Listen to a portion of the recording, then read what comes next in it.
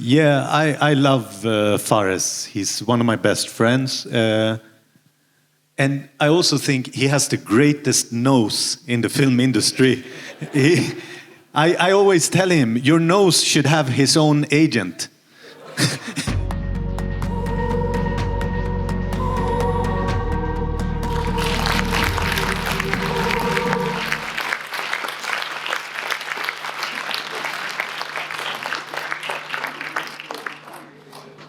Mesdames et messieurs, Tarik Saleh. Bienvenue, welcome. Ça me met les joies de revoir cette petite trilogie. Merci Tarik.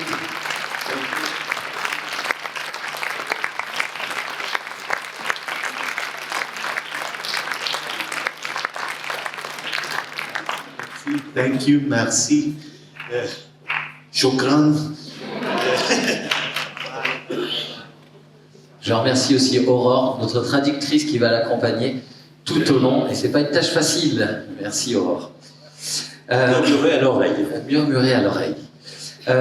Tout d'abord, moi je vais commencer par rappeler un peu toute ta carrière, parce que là on a vu la trilogie, mais ta carrière est longue et complexe et éclectique.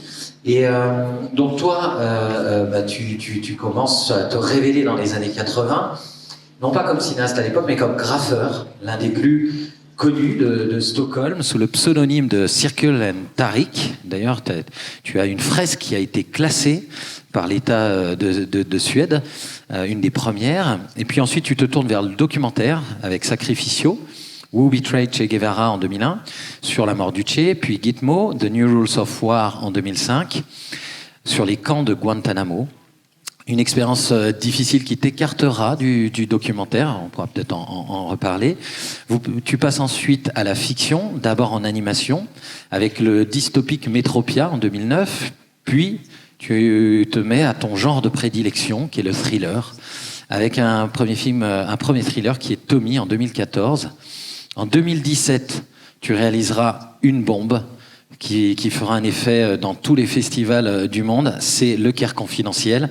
C'est le premier opus qui ouvre la trilogie du Caire, qui sera suivi en 2022 de la Conspiration du Caire, puis enfin Les Aigles de la République, que vous venez de voir, sorti à l'automne et qui était en compétition officielle à Cannes cette année. Parcours incroyable, éclectique, qui fait de toi aujourd'hui une figure emblématique du cinéma européen, un cinéma qu'on aime défendre aux arcs. Donc merci, cher Tarik, d'être avec nous. Thank you. Wow. It's traumatic to hear all this. It's like going to a therapist and realizing that every step has been quite... it sounds very good when you say it, but I tell you, my parents were very worried a lot of the time. Alors oui, c'est traumatisant d'entendre ça. C'est comme aller chez le psy. Donc c'est formidable d'entendre ça de votre bouche, mais croyez-moi, mes parents étaient très inquiets. Alors moi, j'aimerais me poser une question pour vous tous, mais aussi pour moi-même et assouvir ma curiosité personnelle. C'est vraiment une question naïve que j'aimerais lui poser et qui me répondent, bien sûr. J'ai entendu que tu disais dans une interview à France Culture que tu as découvert le Caire à l'âge de 15 ans et tu as tout de suite tu as pensé à Blade Runner. Et je voulais savoir, d'abord, qu'on parle de cet imaginaire, mais qu'est-ce qui t'a poussé à faire des films? Quel cinéma, dans ta jeunesse, t'a marqué au point de pouvoir commencer une carrière de réalisateur? Yeah, so the truth is that my father, he could not go back to Egypt until 1982. I think it was 1982. It was the year after Sadat had been killed. And my father, he had bought a VHS machine. And we have only one video in our house, and it was Blade Runner. Oh, okay. Yeah. So he was irresponsible enough to let me, as a 10-year-old boy, watch Blade Runner. It made a huge impression on me. And then we went to Cairo, and I was like, oh my God, this looks like the scenes in Blade Runner. The city looked like Blade Runner. And so it made a huge impression on me, because the first time I visited Cairo was when I was 10, because it's the first time my father could go back. Donc, l'histoire est que mon père ne pouvait pas revenir au Caire avant 82, l'année après la mort de Saddam Hussein, et il avait acheté un magnétoscope, il avait une cassette qui était Blade Runner. Donc en fait, il avait l'inconscience de laisser un gamin de 10 ans regarder Blade Runner encore et encore. Et donc en allant, quand on a pu visiter pour la première fois, quand j'ai pu visiter pour la première fois le Caire, je me suis dit mais c'est hallucinant, ces rues ressemblent aux rues de Blade Runner. I would like to say that Cairo, why is Cairo like Blade Runner, is you have to consider that for even, you know, I live in Stockholm. It's an old, very old city. We are, you know, over 1,000 years old city, you know. Paris is very old. But it's really new compared to Cairo, you know. Cairo was around a few thousand years before Christ, you know, before we started to count time in our world, you know. So what is considered to be the presence in Egypt or in Cairo is very different, you know. So the future and the past collide in this city. So it is for me like Blade Runner in that way. Et la raison pour laquelle ça ressemble, la ville de Cairo, du Caire, pardon, ressemble à Blade Runner, c'est que moi je viens de Stockholm, et Stockholm est une vieille ville, elle a 1000 ans, comme Paris, donc ce sont des villes anciennes, mais par rapport à l'histoire du Caire, c'est neuf, c'est moderne, parce que le Caire a commencé à être construite 1000 ans avant qu'on commence à compter le temps de notre manière. Et donc c'est une conscience, en fait, et c'est une conscience du temps qui est différente, et où le passé et le futur se confrontent les uns les autres. Donc c'est cette conscience-là. Et la trilogie du Caire, c'est vraiment voilà, 3 films qui sont des thrillers politiques. Le thriller est depuis quelques films vraiment devenu ton genre de prédilection. Qu'est-ce qui t'a amené au thriller? Qu'est-ce qui t'a plu dans le genre, dans le thriller? Qu'est-ce qui t'anime là-dedans? So I'm a cinephile. I would go further than a cinephile. I am a film fundamentalist, you know. If cinema is truly my religion, I'm a Salafist when it comes to film, meaning that I go back to the very fundamental text. And the fundamentals of cinema is genre, all right? Here is where the real masterpieces are made, you know, is where you abide by the rules and then you reinvent them, you know. Donc, ce que je dirais, c'est je suis un cinéphile, mais plus que ça, je suis un fondamentaliste, en fait, du cinéma. C'est que si le cinéma était une religion, je serais salafiste. C'est-à-dire que je reviens à l'écriture, je reviens au texte, et la base, le texte dans le cinéma, c'est le genre. C'est de partir, c'est là où tous les chefs-d'œuvre ont été créés, et c'est à partir donc de ce genre-là, on va pouvoir après recréer ces films. And of the genres, you would say that the genre of the genre is the film noir. There is that is the most pure of the genres. It has to do with that it's an existential genre. It deals the antagonism. You know, for a film to be great, the antagonists have to be great. It's not the protagonist. It's not the hero. It's the bad guy who define how good the film is, really. It's what said Hitchcock. Oh, yeah. And Oaks. Yes. And you know, so for me, in the film noir, the main character is the antagonist. And that is why it becomes so interesting and difficult to make. Et donc pour moi, le genre ultime, en fait, le genre du genre, c'est le film noir, parce que c'est là et pour faire un film noir, pour faire en fait un bon film, ce n'est pas le protagoniste, en fait, c'est l'antagoniste. C'est ce que disait Hitchcock, c'est ce que disait Hawks, et donc c'est là où ça devient intéressant, c'est que pour pouvoir véhiculer et c'est de comment pardon, sorry, I forgot what you just said. Yeah, the hero in film noir, the hero is the antagonist. Oui. Donc le héros dans un film noir est l'antagoniste, et donc il s'agit donc de créer en fait et donc d'identifier, de construire en fait l'antagoniste pour créer le film, un bon film noir. Like in real life. I mean, who is the antagonist in your life, really? I mean, you want to blame your parents, you want to blame your friend that was not loyal to you, or the boy or girlfriend that broke up with you. But really, in the end, it's you. C'est comme dans la vraie vie, qui est votre antagoniste. Vous avez envie de mettre la culpabilité sur la personne qui a rompu avec vous, sur vos parents, mais en réalité, le réel coupable, le réel antagoniste, le réel coupable, c'est vous. Alors moi, j'ai une question à poser sur la trilogie. J'essaye de te comprendre un peu. Je trouve que tu es un cinéma à la fois, tu es un cinéaste à la fois très instinctif, très vif, mais aussi avec une structure de pensée qui fait que ces trois films se coordonnent les trois ensemble. Alors la question que je vais te poser, est-ce que tu as tourné le premier film en imaginant les deux prochains, et même inconsciemment? You know, so I learned writing from a very famous writer, Stig Larsson. And the first time we worked together, we were working in a hotel, and I had brought Post-its with the structure. And he said to me, "What are you doing?" I said, "Yeah, it's the structure, so we know what we are going to write, you know." And he said, "Why? We shouldn't know what we are going to write. It's not going to be fun for us to write it if we know what we're going to write. You have to be surprised. If you are not surprised, the audience is not going to be surprised." So every time I write, I don't know how it will end, not even the script that I write. And I get a pulse when I realize how it's going to end. So when I did the first film, I did not know which one was going to be the last. I only knew this was the last film when I wrote the last act of this film.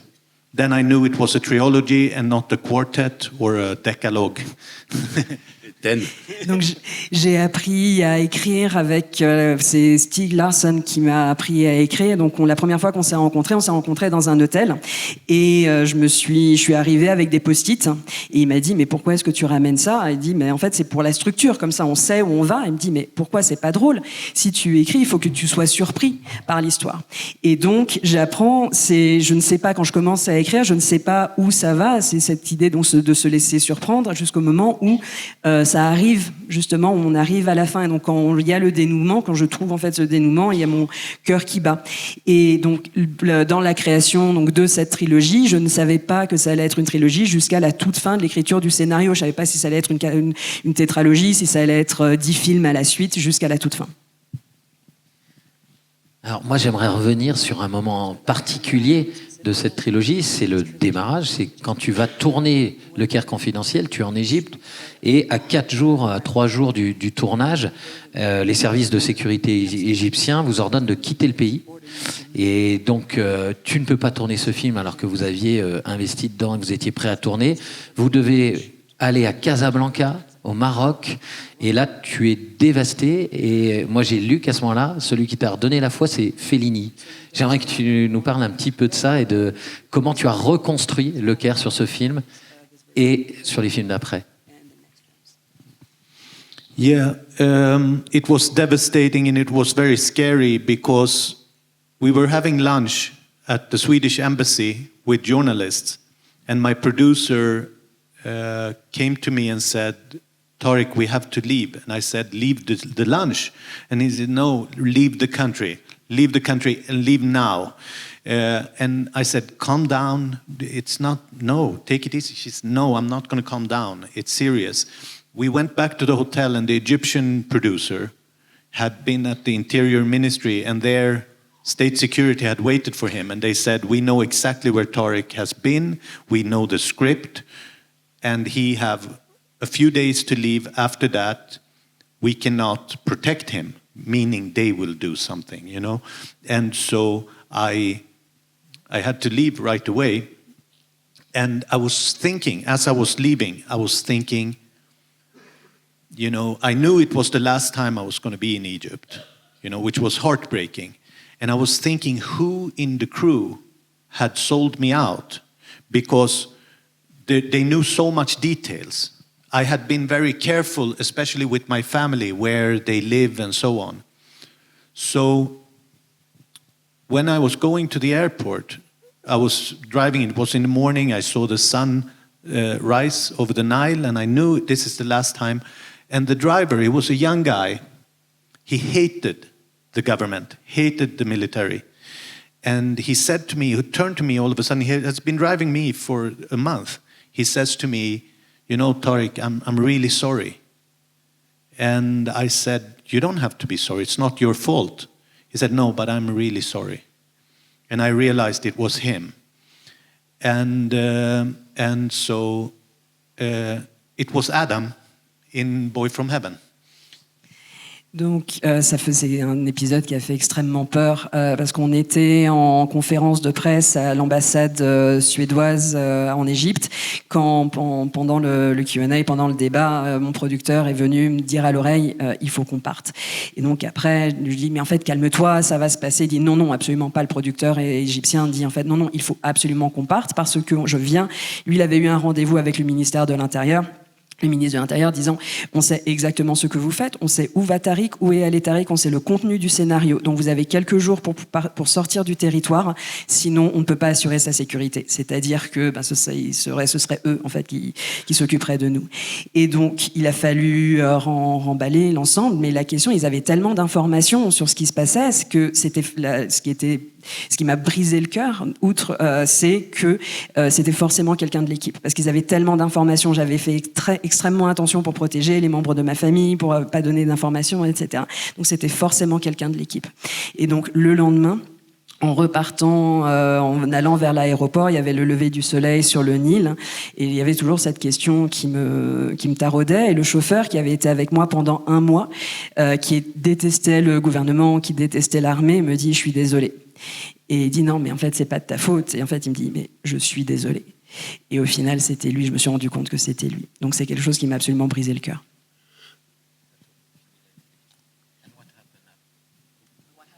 And what happened after?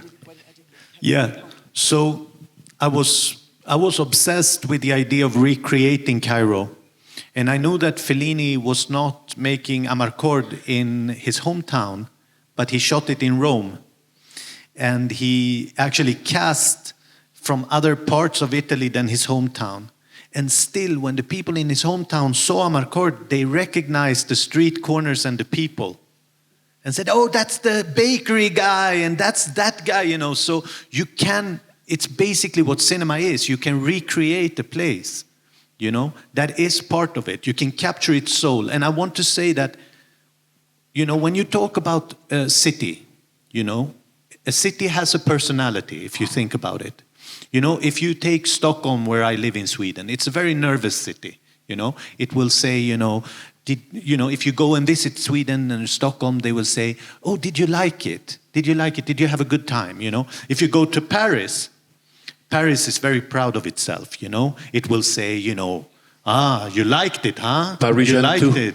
Oh, it was beautiful, huh? It's the best place in the world. If you go to Cairo, it doesn't give a shit what you think about it. Really. You say, oh, I got the diarrhea and I bought fake papyrus. Okay. We don't even know that you were there, you know? And this is how you have to capture the personality of a city. Quand Fellini a tourné à Marcord, en fait, il voulait donc capturer sa ville, en fait, sa ville natale, mais il l'a pas filmé là, il a filmé à Rome. Mais alors, quand ils ont fait la projection du film, les gens du village se sont dit, mais je reconnais, c'est cette ville-là, c'est ce coin de rue-là. Et donc, c'est tourner une ville, faire un film, c'est là où la magie du cinéma, c'est faire une ville, créer une ville dans un film. c'est traduire l'identité de la ville et l'intention de la ville. Donc, par exemple, Stockholm, c'est une ville qui est très nerveuse, qui est très anxieuse. Quand vous allez là-bas, il dit « Est-ce que ça va ? Est-ce que ça t'a plu ?» Quand vous allez à Paris, Paris est une ville qui est très fière et donc, en fait, elle a conscience d'elle. Et le Caire se contrecarre de ce que vous pensez. Il dit « Ah, mais j'ai eu une diarrhée, j'ai acheté un faux papyrus en disant « Mais je ne savais même pas que tu étais là, je ne savais absolument pas que tu existais. » Et donc, c'est comment en fait retraduire dans une autre ville l'identité, l'esprit d'une ville. Moi j'ai une question, je rappelle que l'Égypte est un très grand pays de près de 110 millions d'habitants. Alors premièrement, je voudrais savoir comment circulent tes films là-bas et comment ils sont vus. Et en tant qu'artiste, comment tu es considéré par les Égyptiens?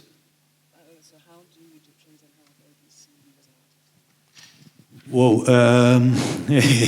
Yes. The authority, I mean, they really don't like my films. They really don't like them. They give them thumb down. Very bad reviews. But people watch them in piracy, because piracy is huge in Egypt, you know? So they are. So I get a lot of messages from Egyptians, and even with Cairo Confidential, I got a lot of fan mails from Egyptian policemen, which was very funny to me. It was strange, but you know, I have a dream that one day I will screen the films in Egypt when there is a revolution, a new revolution, because to be in the cinema in Egypt is amazing. It's an amazing experience because people talk to the screen, you know. They are so involved in the film. They will say, "He's behind you," you know, or "He's the killer," you know. They will talk to the screen, like, you know. Donc les autorités n'aiment pas du tout mes films. Il y a des très très mauvaises critiques, mais par contre la population pirate. En fait, le piratage de films en fait est très très vaste en Égypte, et donc j'ai beaucoup de commentaires. Je reçois beaucoup de retours, notamment pour le Caire confidentiel. J'ai eu des retours et des messages de policiers qui ont beaucoup aimé le film. Donc c'était très rigolo. Donc il y a beaucoup de retours de la part de la population. Mais j'espère, en fait, j'ai l'espoir, j'ai le rêve qu'une fois qu'il y aura cette nouvelle révolution, que mes films pourront être présentés, pourront être projetés au Caire, parce que c'est vraiment une expérience, en fait, une séance projection en Égypte. C'est que les gens parlent à l'écran, c'est-à-dire, il est derrière toi, le méchant, il est ici, etc. Je voudrais que ça ait lieu. I have to tell you you know, when I lived in Alexandria, I watched Far and Away, this very bad film with Nicole Kidman and Tom Cruise, and in the end of the film, Nicole Kidman is sitting over Tom Cruise and he's about to die, okay? And the camera is on a crane and leaves him because his soul is leaving, right? And the crane is a little too high, I think, because when the camera stops, it shakes a little bit, like, toing, you know? And then the camera starts to go back, like his soul is returning to him. And someone in the audience in the cinema screams, "Allahu Akbar," which means God is great. And it was really not sarcastic. It was like he was totally into the film. And that is just exactly how it is to watch film in Egypt, which I love. Donc pour la petite anecdote, quand je vivais à Alexandrie, j'étais dans une salle de cinéma à voir un film avec Nicole Kidman et Tom Cruise, où à la fin Tom Cruise est en train de mourir, Nicole Kidman est à ses côtés, et la caméra qui était sur une grue commence à s'élever, et à un moment je crois qu'elle s'est levée un petit peu trop parce que la caméra a commencé à trembler, et après la caméra redescend, la grue redescend, et à ce moment-là il y a quelqu'un dans le public qui dit Allahu Akbar, donc Dieu est grand, et c'était pas du tout sarcastique, c'est parce que son âme en fait revenait vers lui. Donc c'était vraiment cette empathie, ce lien en fait qui était là. On peut pas parler de la trilogie sans parler de Fares, qui est quand même un des acteurs européens les plus incroyables. C'est quand même un peu ta muse, c'est quand même un peu cet acteur dans lequel tu projettes plein de choses. Est-ce que tu peux nous parler de votre relation, de votre manière de travailler ensemble, parce que c'est quand même assez rare. Yeah, I love Fares. He's one of my best friends. And I also think he has the greatest nose in the film industry. I always tell him, your nose should have his own agent. And we should insure it to make sure nothing happens to it. And in this last film, Amr Wakid came in with also a great nose, so it became like the war of the noses, which was amazing. Oh, he's amazing. He's truly an incredible, transformative actor who can change into... He can totally change. Oui, en fait, c'est un très bon ami, c'est un très bon acteur. Il a aussi l'un des nez les plus formidables du cinéma. En fait, il me dit, mais un jour, il faudra qu'on assure en fait ton nez. Et donc, dans ce film-là, il y a un autre comédien qui a aussi un nez magnifique. Et donc, c'était le combat des nez. Mais c'est un comédien qui est formidable, qui peut se transformer. Et c'est vraiment un acteur formidable. Alors, en fait, on a ici aussi un jeune public. Il y en a certains qui ont peut-être, et certains, je suis sûr, ils ont envie de faire des films. Je voudrais quand même que tu leur dises, que tu nous dises ton opinion sur le travail d'équipe, parce que tu travailles avec le même chef opérateur, le même chef décorateur. Qu'est-ce que la fidélité? Est-ce qu'on doit rester ensemble? Et voilà. Quelle est la force d'une équipe? Est-ce que c'est essentiel ou non, en tant que conseil à un jeune cinéaste? Yeah. Is there a lot of filmmakers here? Il y a beaucoup de jeunes cinéastes ici dans l'assistance? Non, mais il y a beaucoup de gens qui You don't know yet, in Not fact. yet. So I just tell you that I think that the most important thing is to try to keep your own voice. It's very difficult to do that. And when you choose the people you work with, you should not be afraid to work with people with more experience than you. And especially if you are a young filmmaker, don't be afraid to work with older people. In our society, in Europe, there is a huge divide between young and old people, which is absolutely useless. It's a useless idea. You know, I have my DP is Pierre Aim, who's a legend. He's he's at least 15 years older than me, from a different generation. Most people I work with are much older than I am. And then my editor is much younger than I am. And this creates a very interesting conversation around the story. Donc, moi, le conseil principal, c'est faites confiance à votre voix, trouvez votre voix, votre identité, qui vous êtes en fait comme réalisateur. Et ensuite, de ne pas avoir peur de travailler avec des gens qui ont plus d'expérience que vous. Notamment en tant que jeune cinéaste, de vous entourer de personnes qui ont plus d'expérience. Il y a, dans la société européenne, il y a une séparation qui est complètement inutile entre générations, entre les jeunes et les plus âgés, qui ne sert pas. Moi, dans mon équipe, par exemple, mon chef opérateur, il a au moins 15 ans de plus que moi. Je suis entourée de beaucoup de gens qui ont plus d'expérience et mon monteur, lui, est plus jeune. Et donc, ça crée justement un dialogue, ça crée une particularité. Alors, cette année, je ne sais pas si tu le sais, mais notre fil rouge du festival, c'est la démocratie. J'ai lu que tu disais que tes films n'étaient pas des pamphlets politiques, mais par contre, c'est quand même des films qui parlent du lien entre le cinéma, la démocratie, qui parlent de la corruption aussi, de systèmes autocratiques. Je voulais savoir, pour toi, il y a quand même quelque part un rôle sociétal du cinéma. Et quand tu fais ces films, tu essayes aussi de dire quelque chose de fort sur la démocratie et la société. I think the most important thing that the film can do is that it can make you be someone else for 2 hours. So, especially as there is a lot of young people in this audience, I think about when you look into your phones, when you are on Instagram, on Facebook for 2 hours, how do you feel afterwards? Do you feel happy? Do you feel like you have been enriched? Or do you feel empty and alone?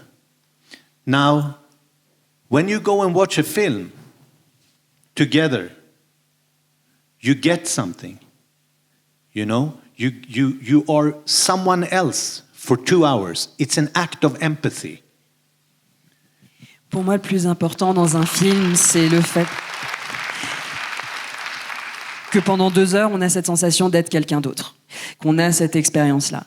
Et donc, si vous regardez, surtout pour le jeune public ici présent, quand vous regardez vos téléphones, vous passez 2 heures sur le téléphone à scroller, comment est-ce que vous vous sentez? Est-ce que vous vous sentez vide? Comment est-ce que vous vous sentez?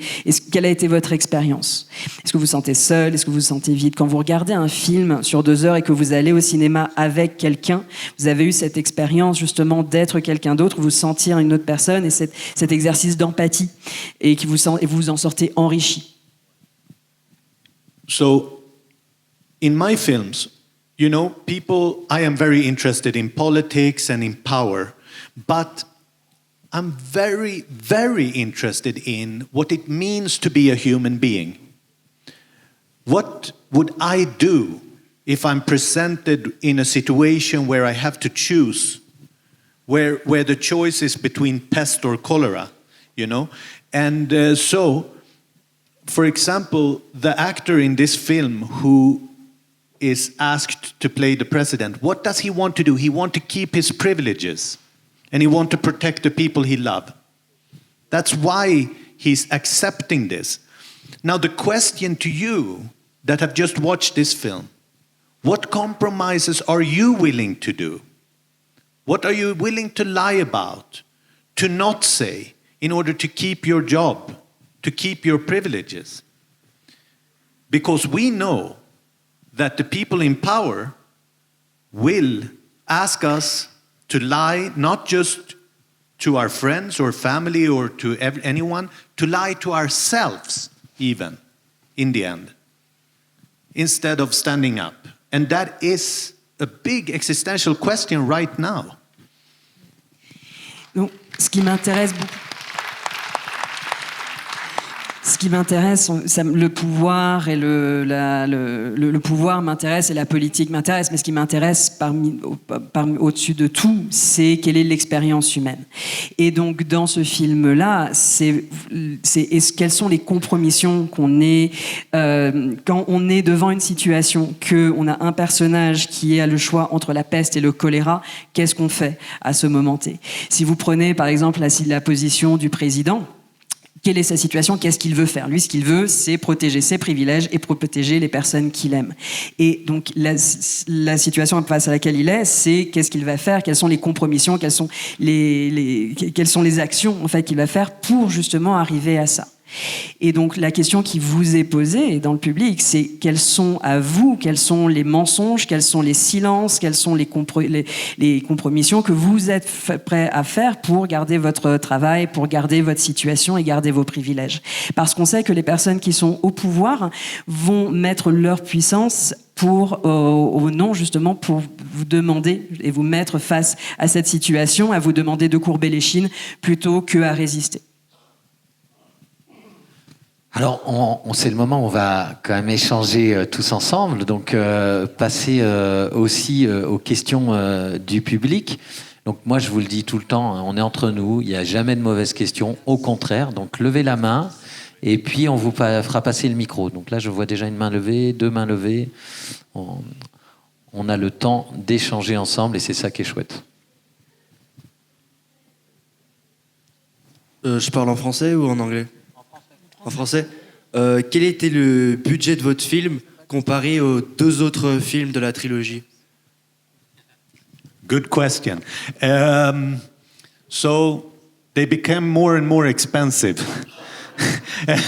The first film had a budget of 4 million euro, Cairo Confidential. This last film had 9 million euro in budget. Because of Fares. Yes. Its Fares' nose became bigger and bigger and it was more and more expensive. Oui, ils sont devenus de plus en plus chers. Le premier film a coûté 4 millions, ce film-là en coûte 9 et c'est principalement à cause du nez de Fares. Je suis là, juste. Bonjour. Je sais que dans l'avant-dernier film, La Conspiration du Caire, vous êtes beaucoup inspiré de Au nom de la rose. vous disiez que vous essayez de refaire Au nom de la rose égyptien. Et je voulais savoir si dans ce dernier film, il y avait un film fil conducteur comme dans le précédent.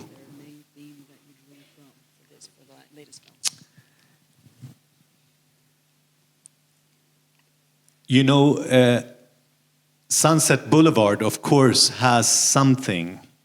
There is something there. But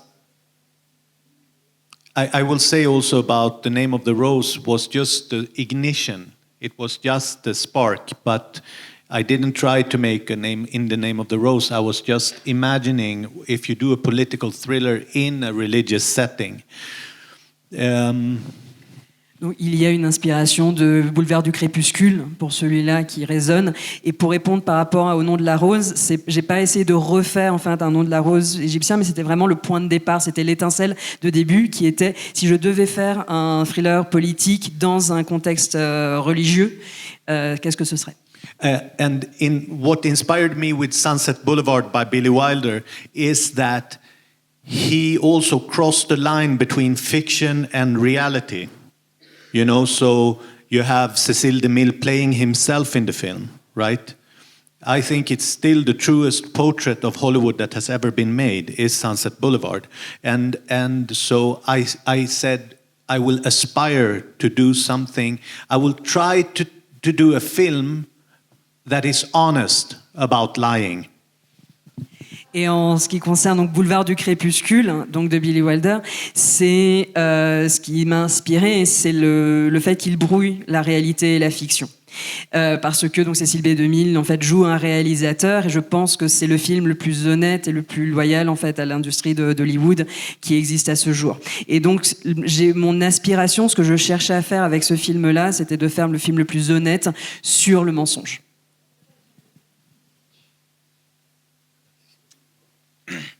You said that film noir was like the ultimate genre, and for a lot of other people who are really important in the cinema industry. So one day, would you like to create a film noir too? Donc la question c'est, vous avez dit que donc le film noir était le genre ultime en fait, donc des genres de cinéma. Est-ce que vous voulez un jour faire un film noir vous aussi? Both this last film and the first film, Cairo Confidential, and this film I would place as a film noir, for sure. You have the femme fatale walking down a stair. That's it. That's all you need. Moi, je classifierais le premier et le troisième film de la trilogie dans les films noirs. En fait, il y a la femme fatale qui descend un escalier, donc c'est un film noir. Combien de temps il vous a fallu entre le moment où vous avez imaginé le film et le moment où il est sorti et qu'il a été fini d'être créé? This last film was very fast. It was 3 years. Ce dernier film, pardon, était très rapide. Ça a duré 3 ans.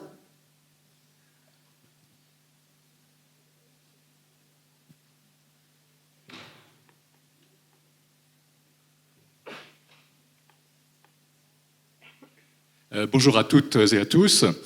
Monsieur Saleh, c'est à la fois un honneur et un bonheur de vous écouter. Moi, j'avais une remarque et une question. La remarque, c'est que je pense que le nez de Fares est formidable parce qu'il représente les pyramides. La question, c'est que vous êtes objectivement un réfugié. Tarik Saleh, c'est pas très suédois. Mais je voulais vous demander, comme vous aimez la politique, comment vous voyez l'avenir de l'Égypte? Il y a eu cette révolution formidable de 2011 sur la place Tahrir.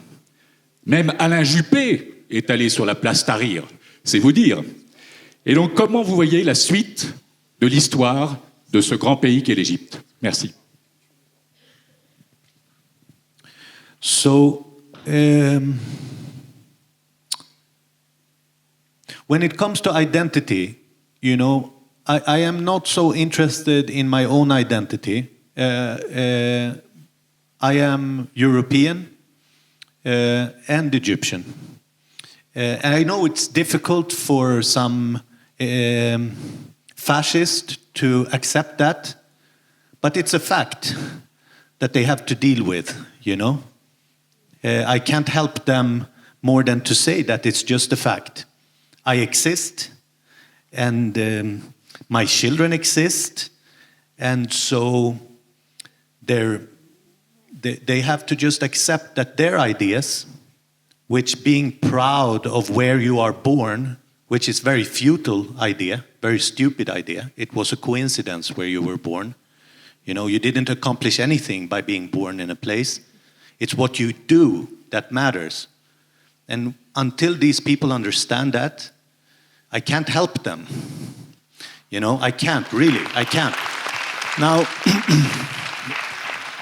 about the future of Europe, which I'm very worried about, for many reasons. Both that we don't reject fascism, even though our history tells us the consequences of that. We have tried those ideas. It didn't fucking work. You know? It really didn't work. And still, you know, it's suggested as a solution. And the other thing that worries me is that, you know, the population is aging in a way that, just give you a number, that Sweden has the mid-age in Sweden, if you take the whole population, is 44 years old. In Egypt, it's 24. Okay? So Africa is a young continent. The Gen Z generation is a generation that will not accept materialism as happiness. They want more than that. They want the future. Now, my generation have failed them. We were renovating our kitchens instead of fighting fascism, which is a problem, I think. Now, I believe in a new revolution.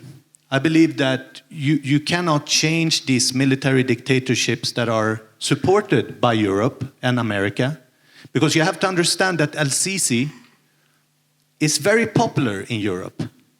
He got the cross here in France just a few months ago. He got the Elephant Order in Denmark.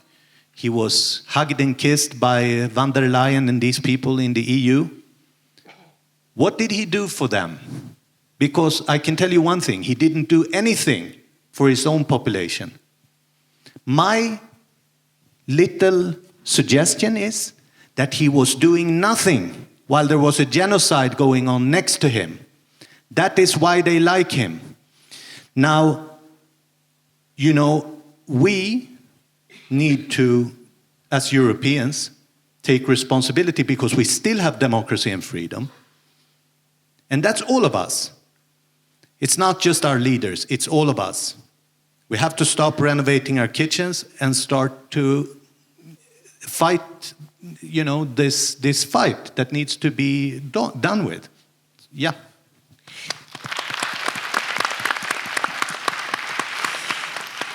Ma propre identité ne m'intéresse pas tant que ça. Moi, je suis européen et égyptien ensemble, et c'est une réalité. Si ça ne plaît pas à certains fascistes, eh ben, en fait, je ne peux rien faire d'autre en fait que de répéter cette réalité parce que les deux sont vrais. La deuxième chose, c'est que il y a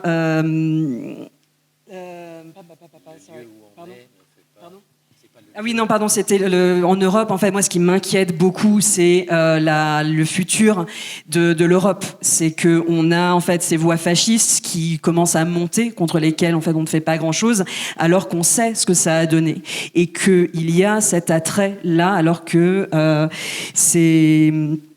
il y a ce futur, en fait, donc le futur de l'Europe avec ses voix et cette montée du fascisme m'inquiète beaucoup.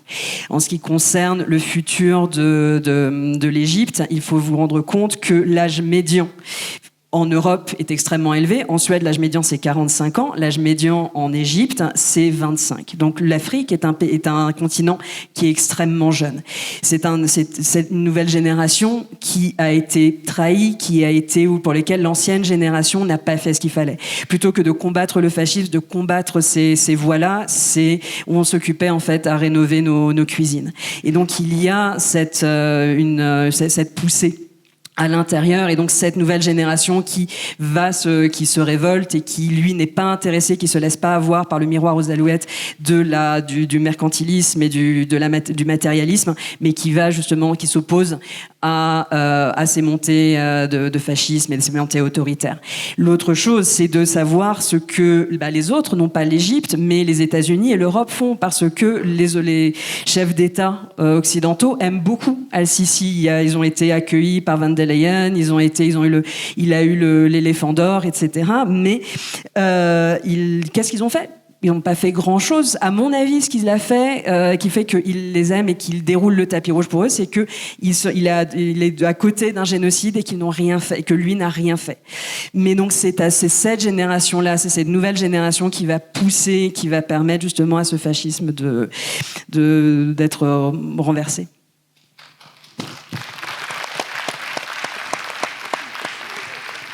Bonjour. Est-ce qu'il y a une autre question dans la salle ? En haut, voilà. Bonjour. Merci beaucoup pour tout ce que vous avez dit et pour le film. Et votre prise de parole à l'instant a été très inspirante et merci de faire ça aussi à travers le cinéma.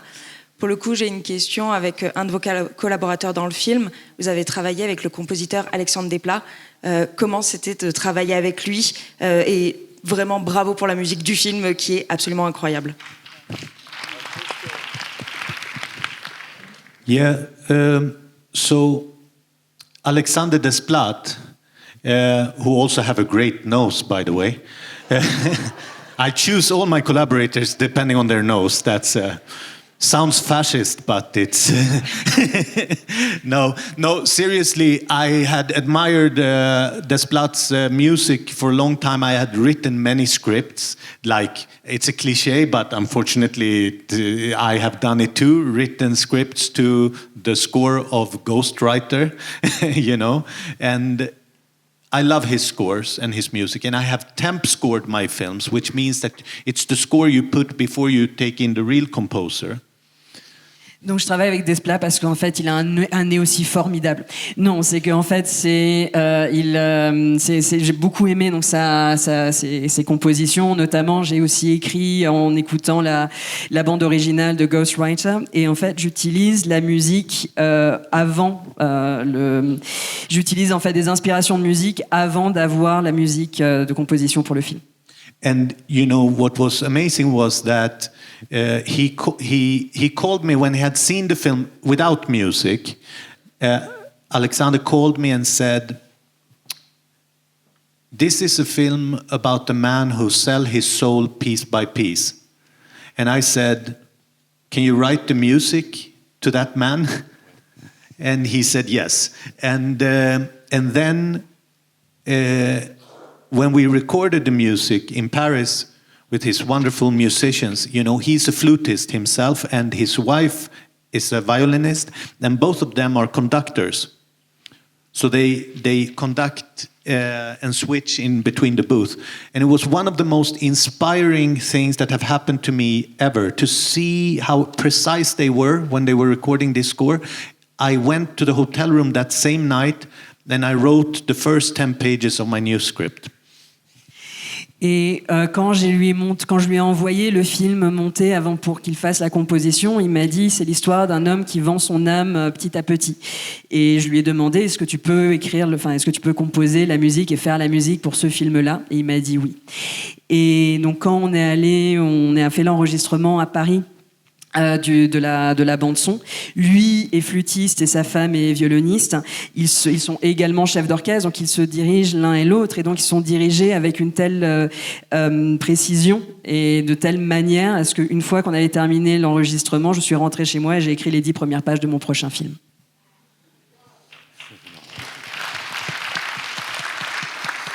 Alors on arrive au bout de cette masterclass, puisque effectivement le temps tourne. C'était passionnant. C'était vraiment aussi passionnant parce que vos questions sont excellentes, ce qui nous a permis de balayer toute cette trilogie et ces collaborations et aussi cet engagement politique profond qui nous touche beaucoup ici. Un immense merci, Tarik, d'être venu aux Arcs avec nous, et j'espère que tu reviendras souvent.